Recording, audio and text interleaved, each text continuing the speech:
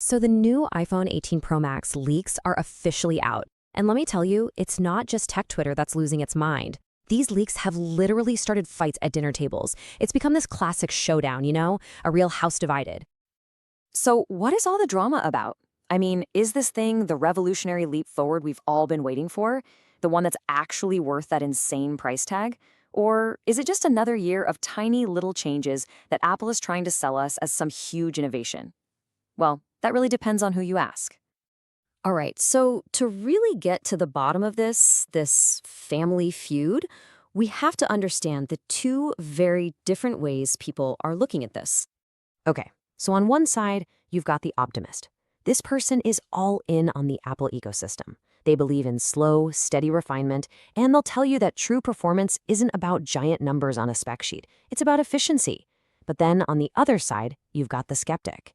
And they are looking at those raw specs, they're looking at the competition, and they're asking a pretty simple question. Am I actually getting what I'm paying for? Let's kick things off with the first big battleground, the battery. This seems to be where the argument really heats up. So for the very first time, the rumor is that the international iPhone 18 Pro Max will finally crack that 5,000 milliamp hour barrier. We're talking a potential 5,200 milliamp hour. Now, for the optimist, this is huge. It's a sign that Apple is finally listening and giving power users what they want. See, the optimist's whole argument is that a big number doesn't mean anything without amazing software. They'll say, hey, it's not about the size of the gas tank, it's about how efficient the engine is. They're pointing to that rumored 2-nanometer A20 Pro chip and betting that Apple's magic integration will make that 5200 feel way, way bigger than it sounds. But the skeptic? Oh, they are not buying it. Not for a second. They'll pull up a chart just like this one and say, hold on, catching up isn't innovating. They'll be quick to point out that some Android phones are already pushing 10,000 milliamp hour batteries. So for them, a tiny jump of less than 200 mAh from last year's model, that feels like a joke, not some big breakthrough. All right, next up, the design, the actual look and feel of the phone. And you guessed it, this is another huge point of conflict. Is it a slick refinement, or is it just getting stale? The optimist, of course, sees progress. They'll say, look, a narrower dynamic island. That means more screen. New frosted glass for better MagSafe. And hey, who can argue with slick new colors like burgundy? But the skeptic just rolls their eyes. They see the dynamic island as a compromise that's still there, not the cool under-display tech we were hoping for.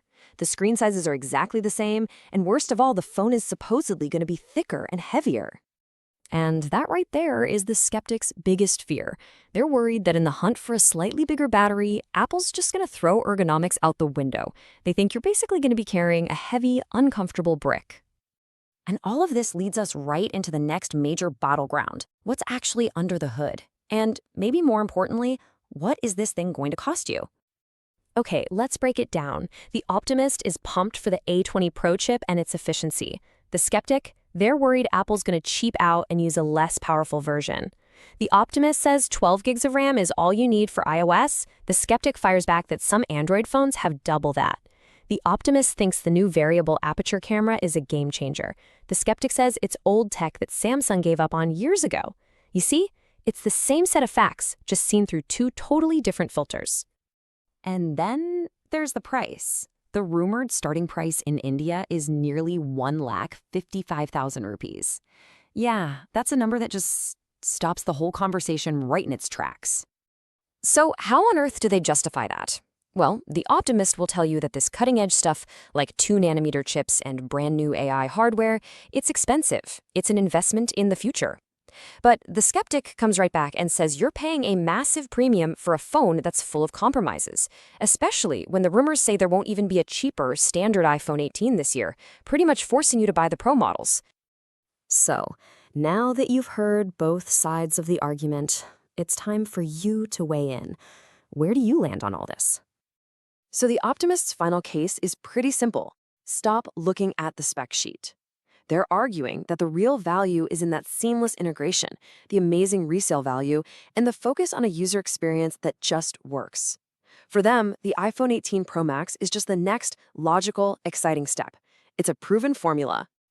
But the skeptic's closing argument is just as convincing. They see a company that's charging way too much for tiny, iterative changes while falling behind the competition on paper. They see compromises being sold as features and a whole lot of marketing fluff hiding a lack of any real, groundbreaking innovation. So in the end, it really all boils down to this one question. Is Apple still the bold innovator that pushes the entire industry forward, or has it just gotten comfortable becoming the incumbent that's more focused on polishing its kingdom than building new ones? Now that you've seen all the evidence, you get to be the judge.